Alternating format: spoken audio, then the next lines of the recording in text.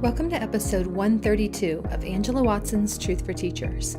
I'm your host, Angela Watson, and I'm here to speak life, encouragement, and truth into the minds and hearts of educators and get you energized for the week ahead. Today, I'm going to share how to create a realistic plan for your summer break that will leave you feeling rejuvenated. Visit truthforteachers.com to get the free summer planning guide that will help you take action on what you learn throughout this episode. So this episode is going to wrap up season 7 of Truth for Teachers. I'm going to be taking a break from the podcast like I do every summer. So it will be off from now through July so that I can work on a couple different projects. I'm hoping to finish up my upcoming book called Fewer Things Better so that I can release that this fall. I'm also going to be doing some traveling to speak at school districts and conferences. And of course, I'll be using the summer to support the next cohort of the 40-hour Teacher Workweek Club. So that is going to be beginning in July.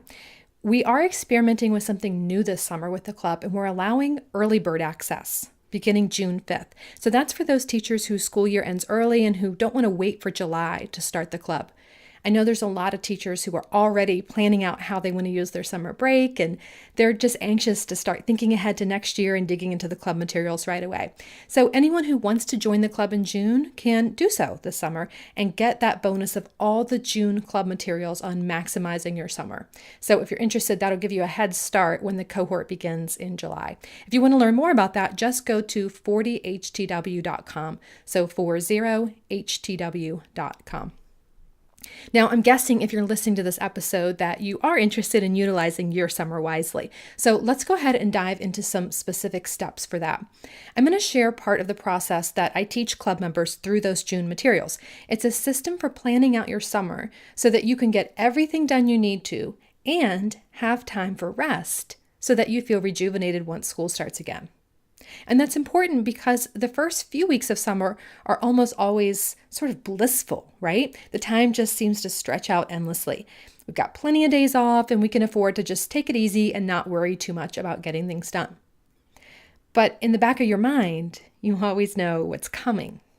That first back to school ad in July just takes the wind right out of your sails, and you're hit with that sudden moment of panic that the summer is going by way too fast. You might be like many teachers who start off the summer with this long list of 500 things that they're hoping to get done. I know I've been there. It is really easy to do that and then end up writing that whole list off and just go hanging out by the pool. Because you think to yourself, I've earned a break. I deserve to relax. I need to relax.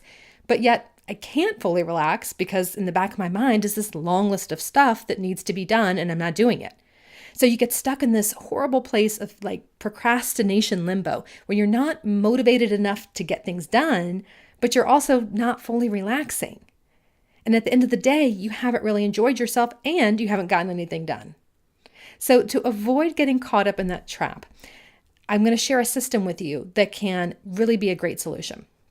Even if you are not ordinarily a planning type of person, you're not a person who likes to plan ahead and think about these kinds of things, I encourage you to set aside around a half an hour at the beginning of your summer break and think about what you would like to accomplish and experience during the coming weeks. I started doing this a couple years ago for my summers, and I liked it so much that now I regularly plan out my whole year like this in these 90-day or quarterly blocks. So this is a process that I use 4 times a year to decide what I need to get done in the upcoming season. And it generally takes me about a half hour, 45 minutes to create the vision, create the list of priorities, and then to fill in my calendar with themes for each week. This 30 minutes of reflecting time does more to help me feel productive and focused and balanced than any other planning strategy that I've tried or even that I continue to use. It's one of the most powerful things I do to help me stay in balance. It helps me make sure that my time is aligned with how I want my life to be and with what I feel is most important. It helps me avoid wondering what I should be doing each day. So I don't just wake up and think, which things are most important? What do I need to get done? Am I on track to meet my goals? It takes all the guesswork out. It helps me prevent wasting time on things that aren't really important to me. And it helps me to get motivated to push past procrastination and do the things that I don't feel like doing because I know the vision that the task is helping me accomplish. So these are the 5 steps that I follow, and these can help you be more intentional about how you use your summer break so that you're not left at the end wondering, where did the whole summer go? If you want a printable version of these steps and a free end of summer vision form to help you think through what you want your life to look like at the end of summer, go to 40htw.com/join/summer. And the link for that is also in the show notes. So you can just click that little information icon in your podcast app and you should be able to click right through to that page, 40htw.com/join/summer. And that will get you the printable version of these steps and the free end of summer vision form. The first step is to decide what you want your life to look like when summer is over. Think about what you can invest time in now in order to free up more time once school starts again. What would really give you a deep sense of satisfaction come fall? So, for example, would you like to have created organizational systems around your house so that you don't spend next year struggling to find things? Or maybe you feel like you need to have devoted an entire week to not even thinking about work so that you can totally reset your mind and your energy level. Maybe you feel like you need to have planned out your routines and your lesson plans for the beginning part of next year so that you have less work to do once school's back in session. Or maybe you feel like you need to have dedicated time to your family where you were creating memories together that you just can't make time for during the school year. You can use that template that I have at 40htw.com/join/summer. That template will help you figure out your end of summer vision. And there's places for you to reflect on your goals for different aspects of your life, from health and wellness to family to work to household tasks. Use that form to set your vision, but make sure that it's a realistic vision. Think about how much you can accomplish in just a few short weeks with your current energy levels and your commitments. Remember that it's always better to underplan and feel good about achieving above and beyond your goal than it is to overplan and feel like you weren't really successful. So really think about that vision and what you want to make sure that you have done by that point. Maybe you want to put some exercise routines in place 3 times a week so that you'll have more energy and you'll be in better shape. Maybe you want to systematize your meal prep a little bit so that your school night dinners will be less hectic. Maybe over this summer, you'll find some time to kind of get some recipes together and find some ways to batch the work, get ahead, plan out some different meals that you might want to do. Maybe you want to set up some easy to maintain organizational systems around your house so that you have less tidying up to do each day. Or maybe you want to get all your family wellness checkups complete so that you have fewer appointments to do after school. Maybe your goal is to get some first quarter lesson plans sketched out so that your fall workload is lightened. And maybe one of your goals is to have lots of great memories with the people you care about so that you feel more comfortable devoting those long hours to schoolwork in August and September. You can use that template that I created at 40htw.com/join/summer. That template will help you figure out your end of summer vision. There's places there for you to reflect on your goals for different aspects of your life, from health and wellness to family to work to household tasks. So use that form to set your vision, but make sure that it's a realistic vision. Think about how much you can really accomplish in just a few short weeks, especially considering your current energy levels and your current commitments. Remember that it's always better to underplan and to feel good about achieving above and beyond your goal than it is to overplan and feel like you weren't successful. So that's the first step, is decide what you want your life to look like when summer is over. I call that the end of summer vision. The second step is to list out your priorities. So let's say that part of your end of summer vision is to feel prepared for back to school. Rather than creating this mile-long to-do list of all the things that need to be done to accomplish that goal, you're going to create a prioritized to-do list. So section your list into 3 columns: high, medium, and low priorities. The highest priority goals are the things that will really make your end of summer vision a reality. These are the things that must get done before school starts. These are the things that you are committed to doing no matter what. Your medium priority items are things that you want to get done before school starts. And low priority items are the things that you'd like to get done if you have time for them.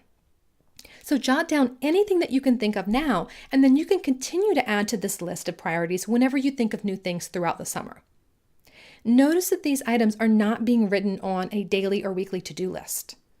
The priorities list is just sort of a holding place for your ideas and your goals. And that way you don't have to try to remember everything and keep all these thoughts swirling around your head. And you also don't have to look through dozens of choices each day to try to figure out what you want to do. This is just sort of a running list of your priorities, high, medium, and low. The next step is to write non-negotiable dates on your calendar so that you can see your busy times at a glance. Any trips or appointments or other set-in-stone type of events should be written on a calendar. And this can be any kind of calendar you want. Anytime I'm talking about lists or calendars, use the system that works for you. Might be printable, might be digital, whatever you want. But have these set-in-stone events on your calendar. That's going to help you get an overview of when your busy times are. You'll be able to see at a glance also when the best times are for tackling your priorities without having too many obligations too close together. Also, when you have these non-negotiable dates on your calendar, that's going to help you ensure that you have time for rest and relaxation in between your most demanding and productive days. You'll be able to see when you're likely to need a break, and you can plan for that. As you look over your calendar, you're going to see clear ways to move into step 4, which is choosing a theme or a focus for each week of summer. And that's based on your highest summer priorities.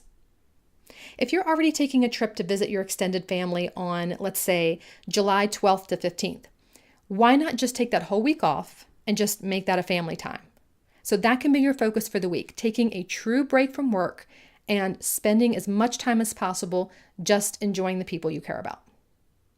If you have a doctor's appointment on July 27th and you have a garage door replacement that's scheduled for July 28th, why not make your focus for that week on appointments and repairs and schedule other similar tasks in for that time period so you can turn the bulk of your attention to just getting those appointments done, getting those repairs done around the house. Can you see how the themes or the focus can kind of help you here? You can have more than one focus for each week, and that's certainly not the only thing that you're going to do that day. It's really up to you depending on how many other things you want to tackle. But the idea is to batch similar tasks so that you can get yourself in the appropriate mindset and focus on those types of tasks without feeling pulled in all these different directions. And that's it. That's the last step you need to do to prepare for your summer.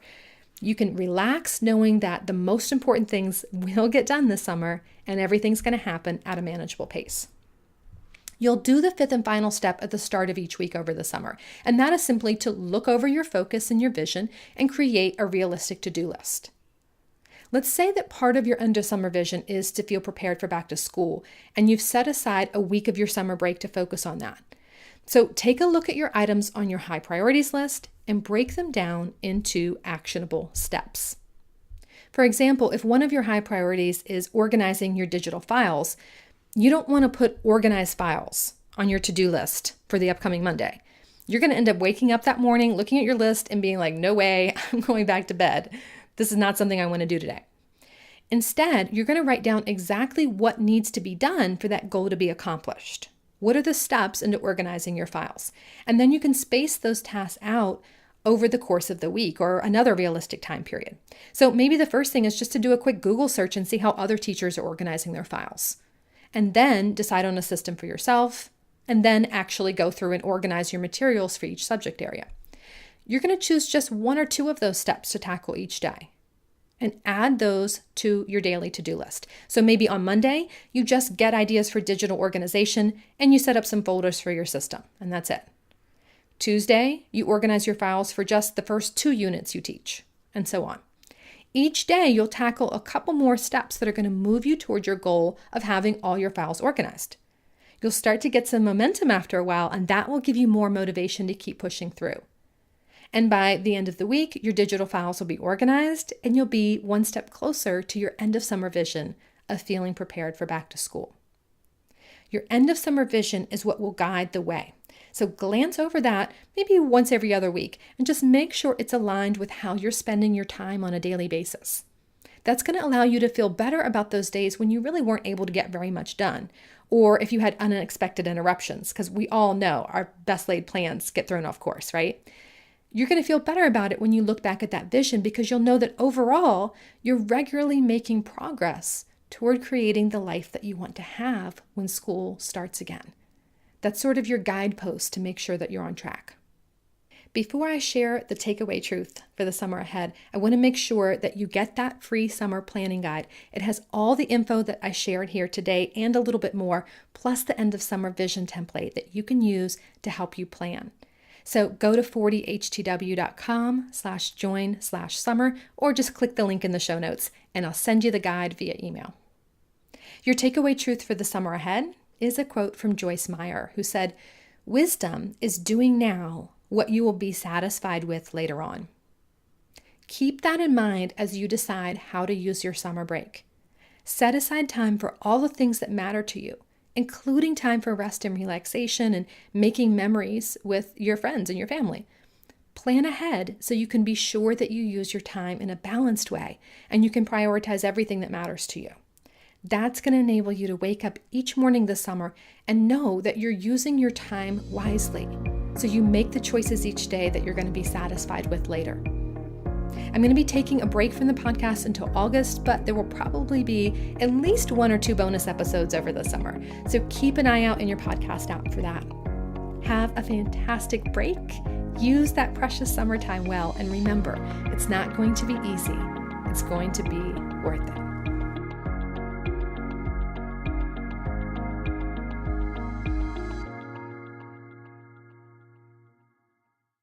Want more than just a weekly podcast episode from me? I'd love to also send you a weekly message of encouragement via email. I'll reach out each Sunday evening with a short message that's designed to help you feel more prepared and inspired and motivated for the week ahead. It's not a newsletter or a bunch of announcements. This goes out to over 85,000 educators. So I put just as much thought into crafting this weekly written message to my email list as I do into crafting my podcast episodes. And it's entirely unique content that you won't find anywhere else online. Just go to thecornerstoneforteachers.com/subscribe and you can sign up. That's thecornerstoneforteachers.com/subscribe.